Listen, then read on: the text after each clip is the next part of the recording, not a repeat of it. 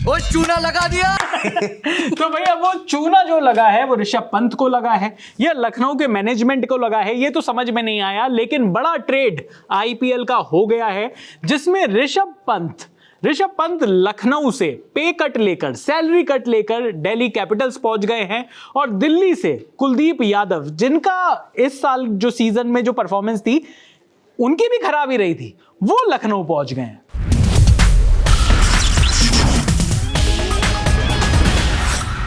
तो इसमें अब ये बताओ कि फायदा किसका और नुकसान किसका है, और दूसरा ऋषभ पंत के लिए क्या मजबूरी रही होगी? यार देखिए, ऋषभ पंत के लिए मजबूरी तो मुझे लगता है कि वो वहां पर खुश नहीं थे और ऋषभ पंत की परफॉर्मेंस देखकर लखनऊ भी खुश नहीं थी। आपको कैसे पता? वो खुश नहीं थे, चलो लखनऊ का तो मैं मान लूंगा कि ऋषभ पंत खुश नहीं थे। नहीं, लखनऊ खुश नहीं था उनकी परफॉर्मेंस से। भाई बहुत महंगा खरीदे थे। नहीं, बहुत महंगा खरीदा था और जिस तरीके से पिछले 2 सीजन में लखनऊ का हाल हुआ है, मैं तो कहूंगा बुरा हाल हुआ है, मैं तो कहूंगा बेहाल हुआ है, मैं तो कहूंगा कि लाल हुआ है। आप रहने दो, नहीं मत ही बोलो। जर्सी तो लाली हुई थी ना उनकी। हाँ बिल्कुल, उसी के बारे में बात कर रहा हूं। पर मतलब मुझे ऐसा लगा कि यहाँ पर ऋषभ पंत का जिस तरीके से ये ट्रेड ऑफ हुआ, वैसे तो मुझे लगता है कि सही ही हुआ। देखो, ऋषभ पंत को ऐसा लग रहा होगा कि वहां पर उनको वो रिस्पेक्ट नहीं मिल रही। यार इससे ज्यादा क्या लोगे यार? हर बंदा आके वहां पे उनके जो ओनर साहब थे, उन्होंने इतने सारे इंटरव्यू दिए, उनकी मैनेजमेंट उनके इतने कसीदे पढ़ती थी कि भाई क्या प्लेयर आया, क्या बढ़िया बंदा आया है। और उसके लिए ये भी कहा कि ये हमारे साथ 10-15 साल तक रहेंगे और ये हमारे साथ रहेंगे तो कम से कम आप इनको 5-6 ट्रॉफीज जीतते देखेंगे। क्या बढ़िया कप्तान है। रोहित और धोनी के बाद आप अगला ऋषभ पंत का ही नाम लोगे। भाई नजर लग गई वहां पर। ये सारी बातें ही तो नहीं कहनी थी। अच्छा, नहीं कहनी थी। अब आप मुझे ये बताओ कि जब आरसीबी ने कप्तान बनाया था रजत पाटीदार को, हाँ करेक्ट, एक भी आदमी था, रजत पाटीदार के घर वाले भी ये बात नहीं कह रहे थे कि ये आदमी ट्रॉफी जिताएगा आपको। वो भी बैक टू बैक। तो जब देखिए नजर लग जाती है, आप इस तरीके की बातें करते हो, लोगों को नजर लग जाती है। मुझे लगता है कि ऋषभ पंत की फॉर्म को भी नजर लगी। तो ये उसी वजह से कि जो 27 करोड़ का फिगर था वो देख के थोड़ा सा नजर लगी है। इंडिया में कोई आदमी पैसे ज्यादा कमा ले, मैंने ये देखा है कि लोग उसके पीछे ना पड़ जाते हैं, लोग उस नजर तो लगाते हैं। नहीं, मैं तो कह रहा हूं कि इंस्पिरेशन थे वो, लेकिन उस हिसाब से खेल नहीं पाए। किसी की सैलरी ज्यादा हो उस पर भी लोग नजर लगाते हैं। अब अगर ऋषभ पंत के पिछले 2 सीजन से जब परफॉर्मेंस खराब थी, ऋषभ पंत आईपीएल के मोस्ट एक्सपेंसिव प्लेयर भी थे। 27 करोड़ रुपए में वो बिके थे ऑक्शन में। ऑक्शन 2024 में 2025 का आईपीएल और 2026 का आईपीएल, ये 2 आईपीएल उन्होंने खेले। दोनों में उनकी जो परफॉर्मेंस थी वो काफी खराब थी। लेकिन ये जो पूरी डील हुई, मतलब लेकिन फिर भी थोड़ी इंप्रूवमेंट की तरफ ही थी कि एक जगह 270 के आसपास रन मारे थे, अगली बार आके उन्होंने 350 के आसपास रन मारे थे। यार ये कैसी परफॉर्मेंस का इंप्रूवमेंट है? आप इंप्रूवमेंट तो देखें। ये कौन सा आपने कॉर्पोरेट चीज उठाई कि जी साइकिल ऑन साइकिल हम इंप्रूवमेंट है, ईयर ऑन ईयर थोड़ा सा तो इंप्रूवमेंट। टॉप लाइन आप बताएं। देखिए इंप्रूवमेंट नहीं है, ये सच्चाई है कि ऋषभ पंत की फॉर्म और लखनऊ की पूरी परफॉर्मेंस दोनों ही नीचे जा रही थी। लेकिन ये जो ट्रेड हुआ है, इस ट्रेड में किसका फायदा किसका नुकसान, ये देखने वाली बात होगी। क्योंकि 27 करोड़ रुपए के ऋषभ पंत थे, लखनऊ ने ऋषभ पंत को दिया दिल्ली को, और दिल्ली से लिया उन्होंने कुलदीप यादव 13.5 करोड़ रुपए में। 27 करोड़ रुपए में क्योंकि उन्होंने बेचा और 13.5 करोड़ रुपए में लिया, तो 13.5 करोड़ रुपए अगली बार जब ऑक्शन होगा तो ऑलरेडी लखनऊ के पास उनके ऑक्शन किटी में होगा। करेक्ट। लेकिन दिल्ली ने 27 करोड़ रुपए नहीं खर्च किए। दिल्ली के सिर्फ और सिर्फ 1.5 करोड़ कटेंगे, क्योंकि दिल्ली ने 13.5 करोड़ वाला प्लेयर दिया था और क्योंकि ऋषभ पंत को 15 करोड़ पे मना लिया गया है, तो सिर्फ 1.5 करोड़ रुपए उनके अगले ऑक्शन में जो किटी होगी उससे कटेंगे। तो देखो यार, किटी कहते हैं, हम तो मनी इन द बैंक भी कह सकते हैं, लेकिन आप फिर WWE वाले कभी वो कर दें हमारे ऊपर। नहीं, आगे बढ़ते हैं। तो भाई यहां पर अगर मैं बात करूं तो ये कुलदीप यादव और ऋषभ पंत के बीच बड़ा ट्रेड हो गया है फाइनली। बड़ी दिनों से इस बारे में बातें हो रही थी, बड़े दिनों से इस बारे में चर्चाएं भी थी। लेकिन इस बार क्या नाम है, ऋषभ पंत ने वो नहीं करा क्या, जैसे 2024 में उन्होंने करा था कि एक ट्वीट डाल के सनसनी मचा दी थी। उन्होंने कहा था कि अगर मैं ऑक्शन में चला गया तो मेरा कितना भाव लगेगा, क्या मैं बिक पाऊंगा या नहीं बिक पाऊंगा। ये ऋषभ पंत भी तो सीख ही रहे हैं ना। सारे दिल्ली वाले जो दिल्ली कैपिटल के लोग थे वो सारे के सारे उसको फायर फाइटिंग में घुस गए। नहीं ऐसा कुछ नहीं है, हम रोक रहे हैं अपने बंदे को, ऐसी कोई बात नहीं है। आप ऐसा मत कहो कि हमारे में फूट पड़ गई है। लेकिन हुआ वही था। कुछ ही दिन के बाद निकल लिए इधर के उधर। लेकिन ये भी सच्चाई है कि जिस तरीके से ऋषभ पंत के जो स्टॉक्स हैं T20 क्रिकेट में वो गिरे हैं, तो मेरे ख्याल से ऋषभ पंत को भी समझ में आया होगा। ये बात तो सच्चाई है कि जो नए ओनर्स जो मैनेजमेंट संभालेंगे दिल्ली कैपिटल्स का, पार्थ जिंदल, JSW ग्रुप वाले, तो उनके साथ तो उनकी अच्छी दोस्ती, उनकी सेटिंग पहले से भी बढ़िया रही ही है।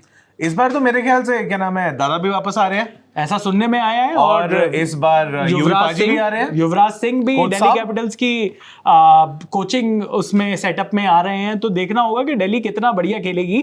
लेकिन ये एक बड़ा ट्रेड ऑफ तो हो गया। तो फिर क्या कप्तानी भी इस बार ऋषभ भाई, ये क्या कप्तानी भी इस बार करने वाले, या फिर KL राहुल को फिर से बलि का बकरा बनाया जाएगा? इतनी मुश्किल से छूट के आए कप्तानी के उससे। यार देखिए, दिल्ली के पास 2 प्रूवन लोग हैं जो कि कप्तानी ढंग की नहीं करते। एक है ऋषभ पंत और एक है KL राहुल।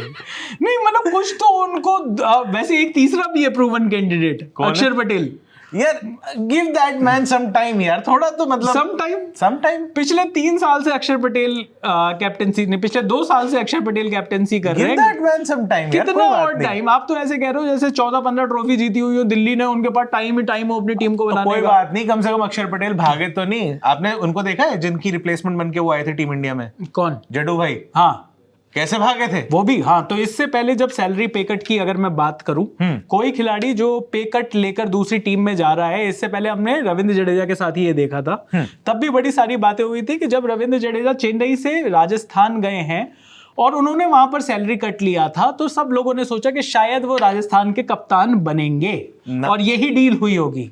लेकिन जो था वो भी चला गया। जो वहां पर कप्तान था वो भी चला गया, और राजस्थान की कप्तानी तो फिर हम सबको ही बता दी कि किसको मिलनी है। इस बार होगा नहीं होगा रियान पराग का? रियान पराग वहां पर होंगे या नहीं होंगे, ये भी देखने वाली बात होगी कि क्योंकि अब राजस्थान उनका भी कोई ट्रेड हो गया। आई थिंक ट्रेड का तो पता नहीं, लेकिन वहां पर एक बड़ा ट्रेड हो गया है। राजस्थान रॉयल्स की जो टीम है वो बिक चुकी है, नए ओनर्स आ चुके हैं, तो वहां पर वो अब किस तरीके से रियान पराग कौन से कोटे में, मतलब कौन सी जगह पर फिक्स होते हैं, मतलब राजस्थान के साथ आपने फिर वही बात बोली ना जो नहीं बोलनी थी। अरे सर, मैं ये कह रहा हूँ कि एक पूरा टीम होती है ना, टीम में हर आदमी का जो रोल होता है वो फिक्स होता है ना। आप ये भी कह सकते थे कि भाई अच्छा धुआंधार खिलाड़ी है, वो धुआंधार परफॉर्मेंस देता है रियान पराग, तो वो अच्छा कर सकता है और आगे बढ़िया करेगा। मुझे तो लगता है कि वो बढ़िया उठा देगा, धुआं उठा देगा, ड्रेसिंग रूम में भी, ड्रेसिंग रूम के बाहर भी। मैं बाहर की बात कर रहा हूं। आप बाहर की बात कर रहे हो, पर आईपीएल में ये सबसे बड़ा ट्रेड, जो सबसे बड़ी न्यूज है वो ये बनी है। और कौन कौन से ऐसे खिलाड़ी हैं जो कि आपको लगता है कि ट्रेड ऑफ हो सकते हैं? ऋषभ पंत और कुलदीप यादव के ये बीच ट्रेड ऑफ हो चुका है। क्या कोई और भी खिलाड़ी हैं ऐसे जो आपको लगता है कि बाकी टीम सोच रही होंगी कि नाम बड़े दर्शन छोटे, ऐसे कोई खिलाड़ी जिनको कहा कि यार अब हटाते हैं इनको तो ज्यादा बेटर होगा? ये हार्दिक पांड्या, सूर्य कुमार यादव, MS धोनी हैं जी। अरे यार उनके दर्शन इतने छोटे थे, सिर्फ रील में आ रहे थे। हाँ। मैच में तो आए नहीं ना। ये बात तो है, लेकिन क्या MS धोनी, वैसे MS धोनी अगर अगला आईपीएल सीजन नहीं खेलते और संन्यास ले लेते हैं तो सिर्फ चेन्नई सुपर किंग्स को 4 करोड़ रुपए का ही फायदा होना है, क्योंकि वो तो अनकैप्ड प्लेयर है ना। हाँ, ये भी ठीक है। तो वो सारी चीजें, परम्यूटेशन, कॉम्बिनेशन क्या लगेंगे आईपीएल में, कौन सी अब अगली न्यूज बनेगी? मेरे ख्याल धोनी भाई के नाम से ना वो अपना वैसे देख रहे हैं कि कितने स्पॉन्सर ऑन बोर्ड आ सकते हैं। 4 करोड़ के स्पॉन्सर तो मैं एक डील में ऐसे ही उठा लाता हूँ इनके नाम पर, सिर्फ रीलों के नाम पर। हाँ। अगर ये आदमी खेलने आ जाए तो सोचो मैं क्या करूँ। वाह वाह वाह वाह, ग्राउंड भी भरते हैं भाई। लेकिन अब हार्दिक पांड्या के साथ क्या होगा, सूर्य कुमार यादव के साथ क्या होगा, रोहित शर्मा के साथ क्या होगा, मुंबई इंडियंस के साथ क्या होगा, और बाकी जो टीम्स हैं जिनमें बड़े बड़े प्लेयर्स हैं लेकिन उनकी परफॉर्मेंस उतनी बड़ी नहीं रही, क्या हमें और भी ट्रेड देखने को मिलेंगे? पर दिल्ली का क्या होगा? क्या दिल्ली को फायदा होगा और क्या लखनऊ को फायदा होगा? इन दोनों ये ट्रेडें जो हुई हैं, या लखनऊ की तो किस्मत बड़ी खराब रही है। लखनऊ की किस्मत में, लखनऊ का अगला कप्तान वैसे कौन हो सकता है? क्या एडन मार्करम अगला कप्तान हो सकते हैं? पूरन, वैसे इस बार सीजन अच्छा नहीं था बट स्टिल। और दिल्ली में तो लेकिन बातें उठ रही हैं कि KL राहुल को, मिच मार्श को कप्तानी मिल सकती है। सारे मतलब तीनों नाम गिनाए, तीनों बाहर के। इंडिया का कोई नहीं है क्या इनके पास? इंडिया का कोई होता तो भाई, इंडिया का कोई प्लेयर अगर वहां पर ढंग का परफॉर्म कर रहा होता तो हम लखनऊ के बारे में इतनी ट्रेड ऑफ थोड़ी हो रहे होते। ये भी ठीक है। पर दिल्ली कैपिटल्स के बारे में सुनने में आ रहा है कि KL राहुल को कप्तानी मिल सकती है। आपको क्या लगता है कि कौन अच्छा कप्तानी का कैंडिडेट होगा दिल्ली के लिए?